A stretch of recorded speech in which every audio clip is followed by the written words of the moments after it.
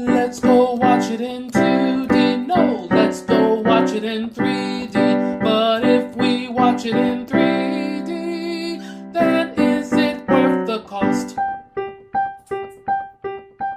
You're about to meet the greatest warriors the world has ever known. Legendary. Fashionable. Powerful. Well, I'm sure that was a lot of fun for you. It was. On November 5th, the Marvel Universe Play nice. becomes eternal. So, what's your superpower? You know that your babysitting privileges are completely revoked, right? Marvel Studios Eternals. Rated PG. Hello, hello, hello. This is Adolf, and I have with me the Jakes. Say hi, Classic Jake. Hi, Classic Jake. And say marvelous New Jake. Marvelous, New Jake. All right, and today we're reviewing The Eternals, the latest Marvel's Cinematic Universe movie. Now, Classic Jake, you wrote the review for this. It's on the website. And as always, we talk about the 3D aspect first. So, Classic Jake, how was the 3D aspect of this movie? I thought it was great. Okay. Why? Lots of movement, lots of depth. And Chloe Zhao, she managed to use her same filming style that she's used for Nomadland and her other features, and natural locations, and managed to get depth and some pops. And the way she handled flying scenes was breathtaking. And then there were a couple of scenes that were incredibly gorgeous pop-outs. Like there was a Bollywood number with Kingo. Wow, when the rose petals come fluttering down, it was absolutely spectacular. And of course, the spinning dancers. And then there was a fight between a deviant and Cersei. That there was a water pop-out that was whoa. You could almost feel it, the water on your face. It was that much of a pop-out. And there's a lot of darkly lit scenes. You mentioned this in your written review. And those scenes work well, which is surprising for 3D. I liked it. Mm-hmm. Yeah, the 3D was just every bit as good as the Russo brothers MCU movie, but it wasn't shot the same way. I was very impressed with the way they did.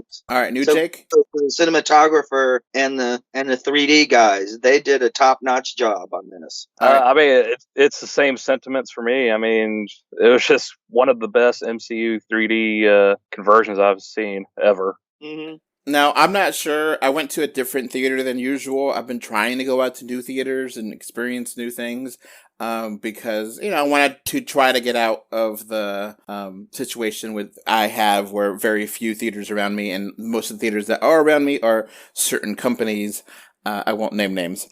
So I tried a new theater out, and I did like the 3D overall, but I feel like it could have been better, and I think that might have been the theater's sake. I felt like, maybe the theater was not, adjusted all the way, where I felt overall it was good 3D, but I think it might be because of my theater, not because of the actual presentation, so I don't know. I'll refer to your review since you wrote it, and maybe your theater had a better experience, but I didn't give it editor's choice because there were a couple of scenes that fell flat. There was one scene that they were really smart with. They made the moon pop. They really fudged the actual depth to make it a pop, but they didn't do it on the sunspots. And there were a couple other wide shots, and they should have. There's some dark space scenes where there's not to give anything away, a character talking to a humongous character, and how they did the 3D in those scenes really kind of helped because it helps to separate that character from that enormous character. And overall, I did enjoy the 3D. I just felt maybe my theater wasn't good enough. The new theater I went to, so I would give it good. Classic Jake, you said officially great 3D. And the 3D really enhances the experience, so I highly recommend seeing this in 3D if possible. Yeah. New Jake? Yeah, I like great 3D. Okay. I'd probably even say editor's choice if I wrote the review, but that's just me. Okay. For it, we got one editor's choice, a great and a good. So. All right.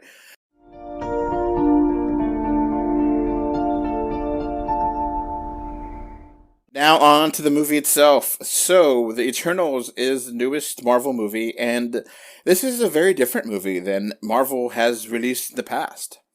Yeah, it's actually bad. This is made by Jack Kirby, and Classic Jake wrote the review and said this movie is not for everybody, and I agree, it's not for everybody, and I can understand why people don't like it. I'm more toward liking it than not liking it. So Classic Jake, what is the basic story of the Eternals? Okay, the basic story of the Eternals, without spoiling anything, is they are a race of beings created by the Celestials to basically usher in races on various planets to evolve. You know, it's very inspired by 2001, obviously, and it's always been kind of seen as the stepchild of Kirby's previous creation at DC, The New Gods. And this is more of a dramatic movie than an action movie or a comedy like other Marvel movies. So it's a lot more emotional, a lot more dramatic, a lot more serious in some ways. Just putting that out there. Do you concur, Classic Jake? And it also has a lot of jumps in logic, and some of the things you think about it doesn't make sense. Okay. Yeah. And I think is one of the things that parts of this movie are great, and then other parts of this movie are terrible. To me, it averaged out to be it's fine.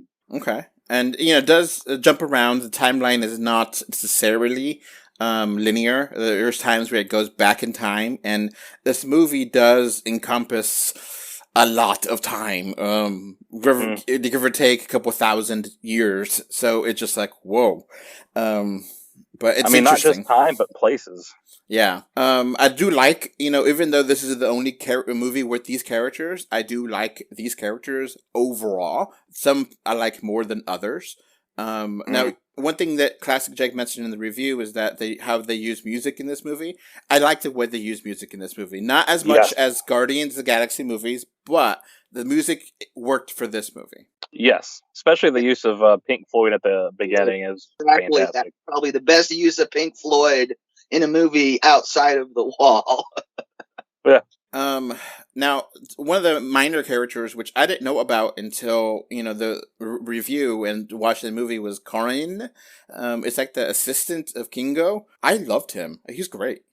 Yeah. Yeah, him and Kingo were the highlight of the movie. Now, so this movie is long, and at times you'll feel it. You feel it, and at times it is slow. Yes. So that is something that is definitely part of this movie. And I kind of feel like some of the actors, like I said, like more than others. Some of them are a little dull. Some of them are fun. Mm-hmm. Now, you say the third act, it falls apart. Yeah. Yeah. We don't say exactly how that happens, but it does. I do kind of feel like there's a lot of things going on there. It's like, huh? Okay. And, there is a mid-credits and a post-credit scene that are interesting. Yeah. All right, let's wrap this up. Classic Jake, what's your official score for the movie part of the 7 out of 10. All right, new Jake. Oh God. I don't know. I'm kind of hover between 5 or 6. I'll just say 5 for right now because it's so brand new in my mind. It just didn't blow my mind at all. I'll go in between and say 6. Where I feel like it, I appreciate it. I understand it. In some ways, it feels like a DC movie, which I know some people really, really hate, but I actually appreciate the style of DC, and I would be interested in more, but they gotta wrap it up. They gotta tighten things. It flows badly. It's bad pacing. Yeah, that's saying the least about it. There's a lot of story here, and a lot of things they reference that I don't understand the whole story there. But overall, it is an enjoyable movie for me. And, there's definitely I understand why people don't like this. I do like it. And I think it's one of those movies where you could definitely see there's people that will like it and people that don't like it. It's not like your typical MCU fare. Mm-hmm. All right. I guess it's going to be basically it for this spoiler-free. We got a lot more to talk about in the spoiler-filled one. So if you don't care about spoilers or you're interested in more, make sure to listen to that. But that's going to wrap up this show. It's not a perfect film by far, but it's a good way to scratch that Marvel itch to a degree. It's better than Inhumans. Yeah. That'll be it from us. Bye. Bye. Bye. Before this podcast wraps up, I want to thank my patrons. Thank you, Kano3D, Mr. Bengal 5, and Kevin Winter for your financial support on Patreon.com. So that's going to be it for this podcast. Thanks for listening. You can find 3D or 2D on Facebook, Twitter, YouTube, Pinterest, Instagram, and more. Just look for 3D or 2D. Links are in the info box. If you want to send us listener mail, our email address is email3dortwo@gmail.com. Thank you for either listening or watching this podcast. Goodbye. Bye. Bye. Bye, everyone.